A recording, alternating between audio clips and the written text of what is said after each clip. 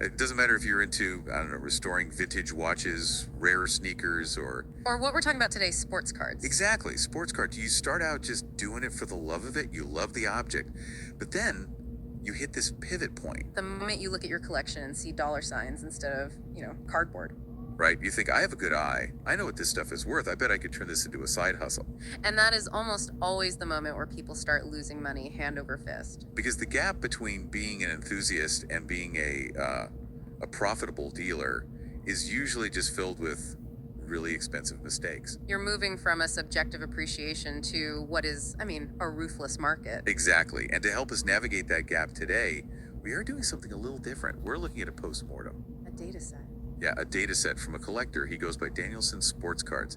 And he didn't just dabble, he tracked the results of over 150 cards he sent in for grading. And that sample size is so crucial. 150 cards is enough to strip away the luck. Right. If you grade like 5 cards, you might get lucky and think you're a genius.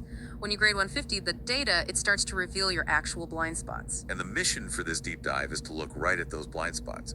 We want to understand the ROI, the return on investment of grading. We're going to look at why your favorite team is probably your worst investment. Oh, hey, our listener wants to join in. What's up? Yeah, I want to know if you're going to do self-grading, creating your own labels, buying a Zion slab, essentially doing your own grading operation. What are some steps and some pieces of feedback after using the source data to be able to do that effectively?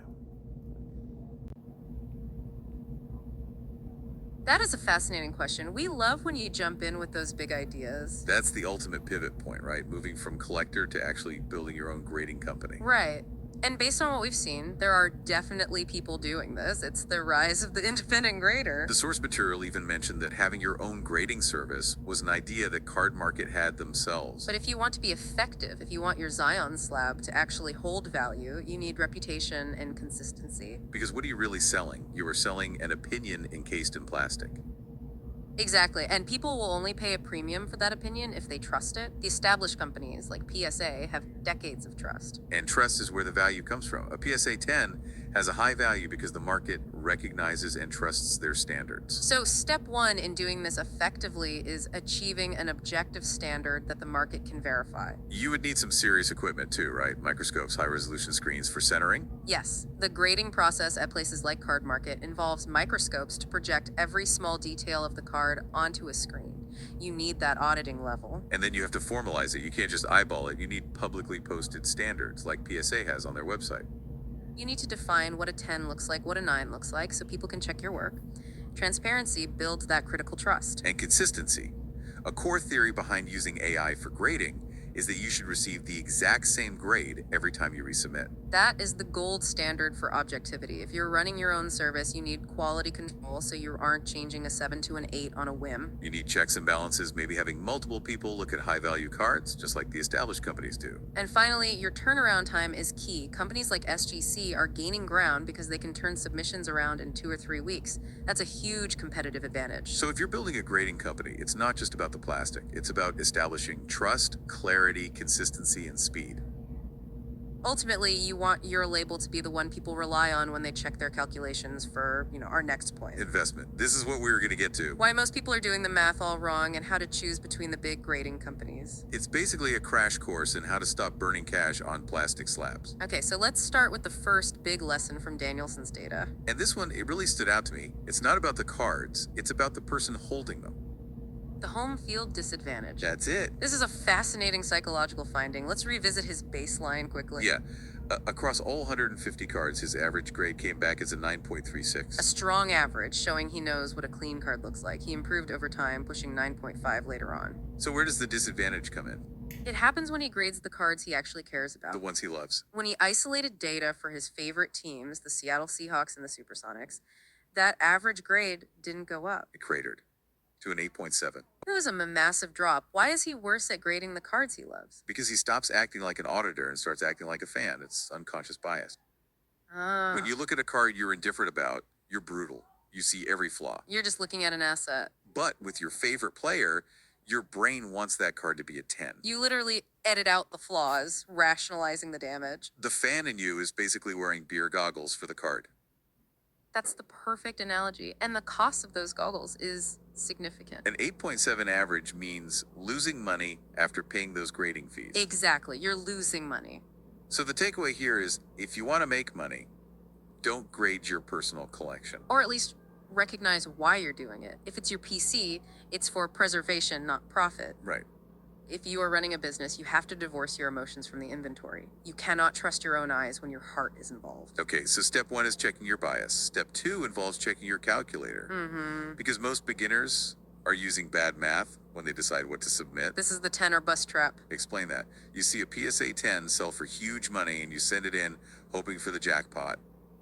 Right. And that hope is what absolutely kills your margins. Let's walk through the example. The bad math example. Imagine you buy a raw card for $5.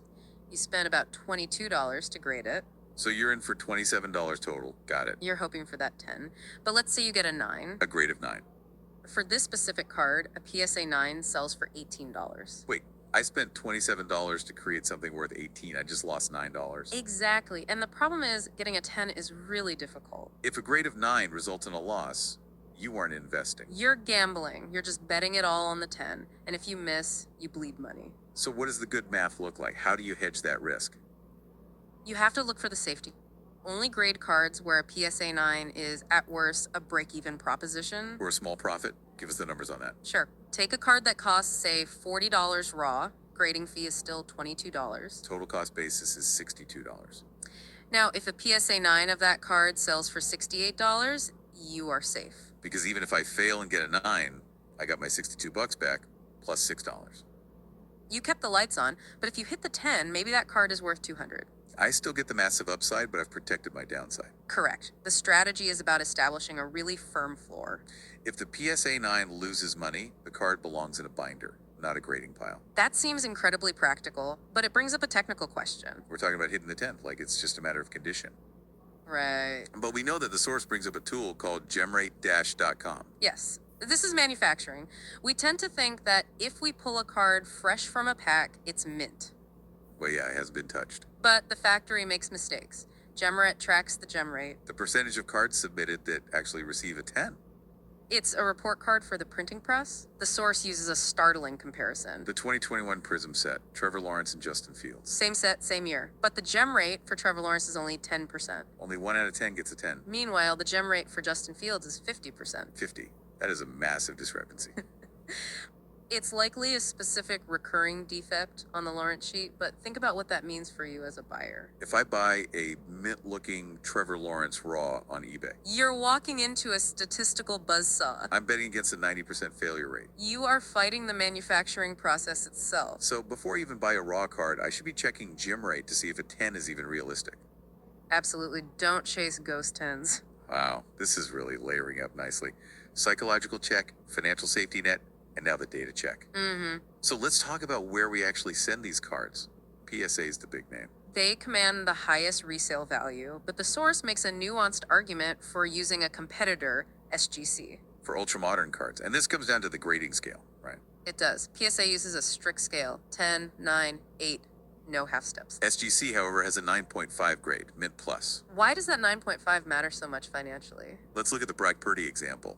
A PSA 10 of his Prism Silver sells for a massive $750. The ceiling we all want. But if you miss and get a PSA 9, the value drops to $225. A $500 loss in value because of one grade point.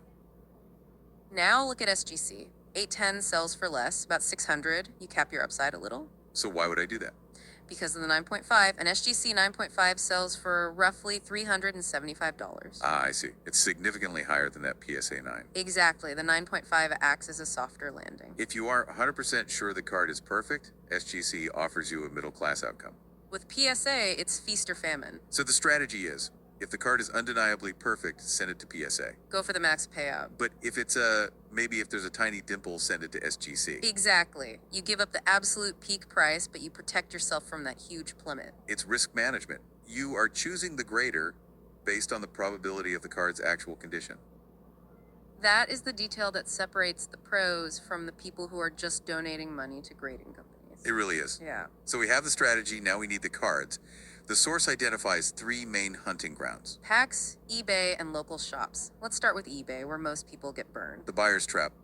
You absolutely must check the seller's other items if they have 50 PSA 10 slabs listed. And then one raw card. Do not buy that raw card. If that raw card was a potential 10, it would already be in a slab. You're buying the reject pile. That's it. You want to buy from the person who doesn't look like they know what they're doing. You want the amateur, you want the seller who just ripped a pack and wants $20. You want the inefficiency. What about local shops? They're usually pretty picked over by the owners, especially for high-end stuff. Right, they'll grade the high value cards themselves. So where's the opportunity? The source found gold in the budget bin? The dollar boxes. A shop owner cannot afford the time to inspect every $5 card with a magnifying glass. It's bad ROI on their labor. But for you, the collector, your time is free. Right. The source said he found his best ROI by digging through bulk bins. Trading his time and patience against the shop owner's volume fatigue. He found tens in the dollar box simply because the owner didn't have time to look. It's about finding the cracks in the system. You make money on the inefficiency. It's a compelling roadmap. But as we lay all this out, check the data, screen the sellers, inspect the pixels. It feels like we're optimizing the fun out of it a little bit. And if everyone listens to this deep dives and everyone starts checking gem rates, doesn't the opportunity just disappear?